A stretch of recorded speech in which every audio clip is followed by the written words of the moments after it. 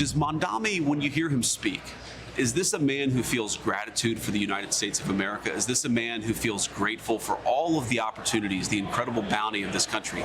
I don't know the guy, but my sense is he's had a very good life in this country.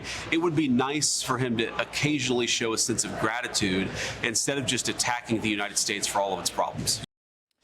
Well, that was Vice President JD Vance not holding back, the VP calling out Zohran Mamdani for spending all his time tearing down America while never showing any gratitude for the opportunities this country has given him and his family. Brian, I listened to this interview. I thought it was fascinating. Anytime JD Vance says, "Mama," I'm on board. You know, I love his references to his grandmother, who was like his guiding light as a child. And she would have been dismayed by Mamdani. That's what JD. And she was a lifelong Democrat, according to Vice President JD Vance. So it's not like they're party disalignment. He always brings her up. It's always in the context of gratitude. It's always in the context of saying thank you for the things I enjoy, instead of spending all your time being a grievance monger. The deal with Mamdani and all these guys on the left, you know, the ones who want to do the land acknowledgments before every meeting, it's always grievance. And I think JD Vance's superpower, actually, as a vice president, as a potential candidate sometime, is he has brought this unbridled hope in America and the possibility to rise above your station without government doing it for you.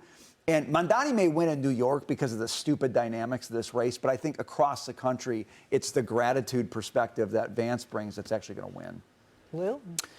I'm going to take your term, unbridled hope, and maybe some would say it's ignorant hope, that he does not win in New York, that people are going to understand his policies and go into that voting booth and are not going to publicly talk about who they're voting for, like they did with President Trump the first time, and actually not vote him into office. Because otherwise, I think we're going to be talking about a lot of the repercussions in this city, in other cities that try and mimic Mamdani's policies, and we're going to be looking on with a lot of regret until the next election, unfortunately. I don't think regret covers it, Daniel. Yeah, this is a great city.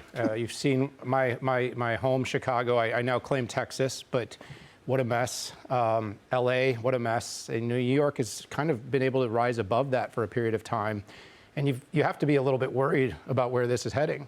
Now, I do need to call out that when him and Mayor Eric Adams did that bench press competition, though, he also worries me that he needs a little more self-care. 135, I mean, you know, for a grown man. You know, overall. And a young man, 33, right? That's not much weight, by the way. But, you know, overall. No, it's not. Yeah, the president's physical fitness test is going to include that soon, and 7th graders will be doing that. So, to put it in perspective. Yeah, I mean, I'm concerned about the direction that the city is heading. But I think JD Vance, by the way, this is his talk track. He did the same thing with Vladimir Zelensky with the whole "you don't appreciate." You know, he likes that call out. Yeah, he likes that call out. You don't appreciate. But you know what?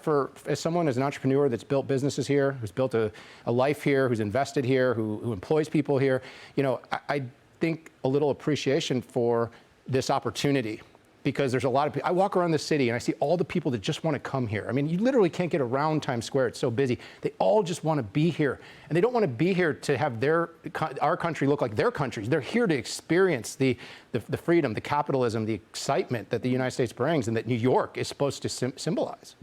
Jay.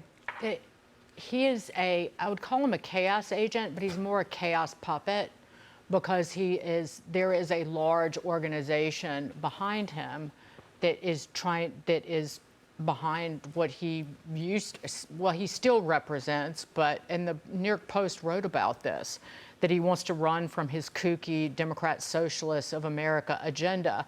This is as recently as 4 years ago.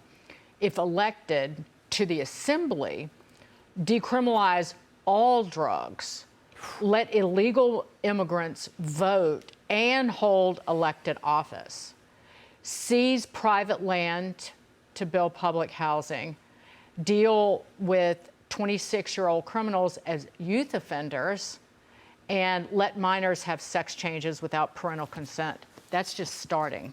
And you're worried about that intel. That is not. It does put things in perspective when you hear that stuff. There's so much anti-American right out of the gate in that. Like, I don't understand how this in a day and age when information can travel so quickly, how is this not out there? I took a photo of a seriously mentally ill person in the street the other day, and not the person's face. But I almost posted it with, if you don't fix this and clean up the streets, Trump will come in and do it for you. Amen and amen. Absolutely right.